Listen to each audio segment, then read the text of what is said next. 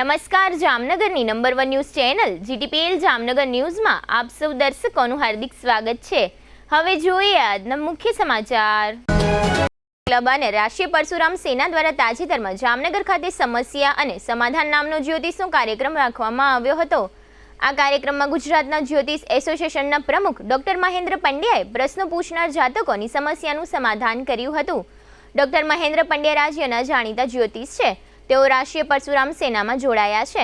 રાષ્ટ્રીય પરશુરામ સેનાના અગ્રણી નિખિલ ભટ્ટ અને એન્જલ વુમન ક્લબના અગ્રણી આશાબેન જોશીએ ડોક્ટર મહેન્દ્ર પંડ્યાને રાષ્ટ્રીય પરશુરામ સેનામાં આવકાર્યા છે અને મોમેન્ટો વગેરેથી સન્માનિત કર્યા છે। ડોક્ટર મહેન્દ્ર પંડ્યાને રાષ્ટ્રીય પરશુરામ સેનામાં જ્યોતિષ પ્રકોષ્ઠ વિભાગમાં ગુજરાતના પ્રદેશ ચેરમેન તરીકેની જવાબદારીઓ આપવામાં આવી છે। આ કાર્યક્રમમાં લોહાણા મહિલા અગ્રણી જ્યોતિબેન માધવાણી તથા અલકાબેન વિટલાણી વગેરે ઉપસ્થિત રહ્યા હતા। આ સમગ્ર કાર્યક્રમ અંગે નિખિલભાઈ ભટ્ટ અને ડોક્ટર મહેન્દ્ર પંડ્યાએ આપેલી ટૂંકી વિગતો અત્રે આપ સૌ દર્શકો સમક્ષ પ્રસ્તુત છે।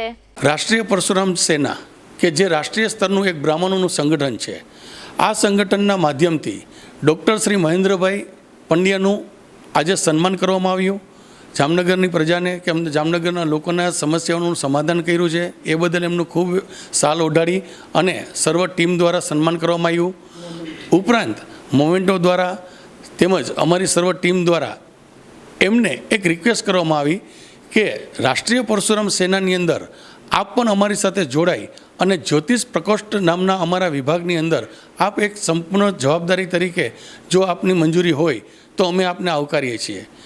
તેઓએ હસતા મોઢે આ એમની જવાબદારી સ્વીકારવાનો એક સંપૂર્ણ રીતે અમારા આગ્રહને માન આપ્યું અને અમે રાષ્ટ્રીય પરશુરામ સેનાની અંદર ગુજરાત પ્રદેશના પ્રભારી તરીકે એમની નિમણૂક કરી અને સહર્ષ એમનો આભાર પણ વ્યક્ત કરીએ છીએ અને એમને આવકારીએ છીએ। છોટી કાશી કહેવાય એવું આ જામનગર પવિત્ર નગર છે। 2 થી 3 વખત અહીંયા આવવાનો મને અવકાશ મળ્યો છે। આશાબેન અને નિખિલભાઈએ અથાગ પ્રયત્ન કરી આ કાર્યક્રમને સફળ બનાવવા માટે પ્રયત્ન કર્યો છે।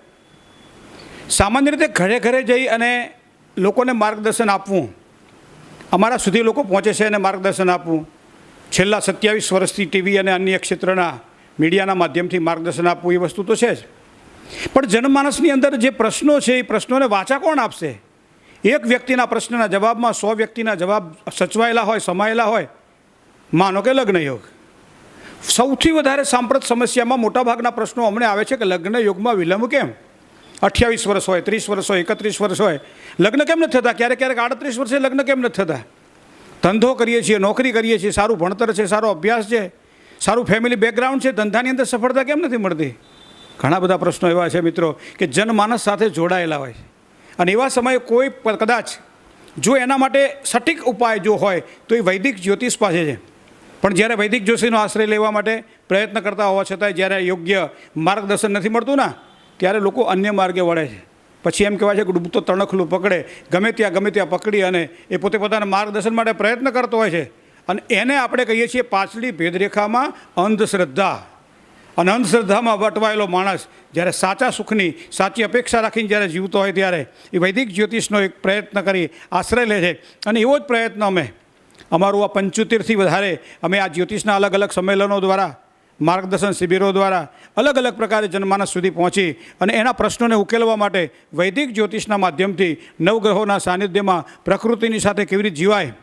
સામાન્ય રીતે પ્રકૃતિથી વિમુખ થયા છીએ ત્યારે ઝાડ પાણીની રક્ષા કરવી એ બાળકની રક્ષા કરવી જેટલું જ મહત્ત્વનું છે। એ કેમ આપણે ભૂલી ગયા? પાડોશીની સાથે પહેલો પ્રેમ થવો જોઈએ એ કેમ ભૂલી ગયા? અન્ય વ્યક્તિઓની સાથે આશ્રય લેતા હોઈએ ત્યારે પોતાના મનસ્વી પ્રમાણે જે વલણ છે એ વલણને કેમ આપણે ભૂલી ગયા? તો મિત્રો આવા સમયે જ્યોતિષના માધ્યમથી જામનગરની અંદર જ્યારે આ એક મોકો મળ્યો છે ત્યારે એક જ્યોતિષ મહાસભાની અમે શરૂઆત કરી। આશાબેન, નિખિલભાઈએ ખૂબ સારા પ્રયત્ન કર્યા અને ઘણા બધા લોકો અહીંયા આ જ્યોતિષના માધ્યમથી, વૈદિક જ્યોતિષના માધ્યમથી આ એક યોગ્ય માર્ગદર્શન જેને લીધું છે, દરેક વ્યક્તિઓના ચહેરા ઉપરની પ્રસન્નતા એ અમને અમારી સફળતા દેખાય છે। અને બીજું, હળવો થવા માટે માણસ આવે છે જ્યોતિષ પાસે, ભારે થવા માટે નથી આવતો। પોતાના પ્રશ્નની સમસ્યાઓનું સમાધાન સરળ રીતે કેવી રીતે પ્રાપ્ત થાય અને એમાં પંચાયત અને દેવતાઓ, નવગ્રહો, 12 રાશિઓ અને બધાને સંકલિત કરી અને સારામાં સારા માર્ગદર્શન કરી મેળવી શકાય છે। ક્યારેક પ્રશ્ન એમ છે કે આટલા 1000 પ્રકાશ વર્ષ કિલોમીટર દૂર રહેલો સૂર્ય શું મને અસર કરી શકે? આવો પ્રશ્ન કોઈ કરે બુદ્ધિશાળી માણસ? ત્યારે અમે એને કહીએ કે સવારના કૂણા તડકાને તો બધાય લઈ શકે કે નહીં, પણ બિલોરી કાચના એ કૂણા તડકાને પણ સૂર્યના કિરણોમાં બિલોરી કાચને લઈ અને નીચે ટીલડી પાડી અને જો કાગળ બાળી શકતા હોઈએ અથવા તો પ્રકાશ જે સૂર્યનો છે એ પાણીમાં હોય, એ પાણીના પ્રતિબિંબને આપણે આપણા આંખ વડે નથી જોઈ શકતા, તો એવા સમયે એવું વિચારો નહીં કે હજારો વર્ષ પ્રકાશિત સૂર્ય દૂર છે માટે મને અસર નહીં કરે. માણસના મન સાથે ચંદ્ર જોડાયેલો છે, પ્રસન્નતા અને માંગલિકતાની સાથે મંગળ જોડાયેલો છે, બૃહસ્પતિ એ સાથે સાથે સ્ટેટસ સાથે જોડાયેલો છે, સંપત્તિ માટે શુક્ર જોડાયેલો છે. પણ આ બધું ક્યારે મળશે? મહેનત કરશો ત્યારે. મહેનત કર્યા વગર કંઈ પ્રાપ્ત થવાનું નથી, પણ કયા માર્ગે યોગ્ય મહેનત કરવી એના માટે સફળતા કઈ રીતે પ્રાપ્ત થાય. અને શનિ મહારાજનો આશ્રય લેવામાં આવે. એમાંય પોતાની મલિન વૃત્તિ દ્વારા વ્યક્તિ જ્યારે બીજાને પરેશાન પ્રયત્ન કરતો હોય અથવા તો બીજા વ્યક્તિ દ્વારા પરેશાની ભોગવાતી હોય ત્યારે એ જ્યોતિષનો આશ્રય લે ને તો આજ પણ એને સારી સફળતાની પ્રાપ્તિ થાય છે. એવો એ સુંદર પ્રસંગ આજે અમે કર્યો અને ઘણા બધા લોકોએ પ્રસન્નતાપૂર્વક આનો લાભ પણ લીધો છે અને એ લાભ ભવિષ્યમાં પણ અન્ય વ્યક્તિઓ પણ લઈ શકે એવી સરળ જ્યોતિષની ભાષાને સમજાવવા માટે અમે પ્રયત્ન કર્યો છે. આમ તો જ્યોતિષ એ ગહન વિદ્યા છે.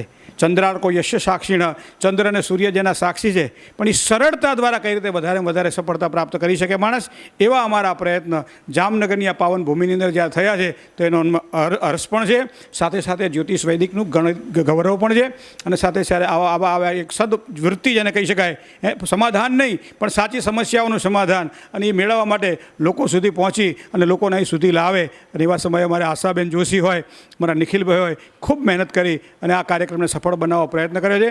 એમનો આભાર તો માનવો જ રહ્યો અને આભાર માનવો રહ્યો આ જામનગરની પ્રજાનો કે જેને વૈદિક જ્યોતિષના માધ્યમથી સાચું માર્ગદર્શન મેળવવા માટે પ્રયત્ન કર્યો અને ભગવાન ગણપતિની કૃપાથી એ સૌને માર્ગદર્શન આપવા માટે અમે પણ એક સારો પ્રયત્ન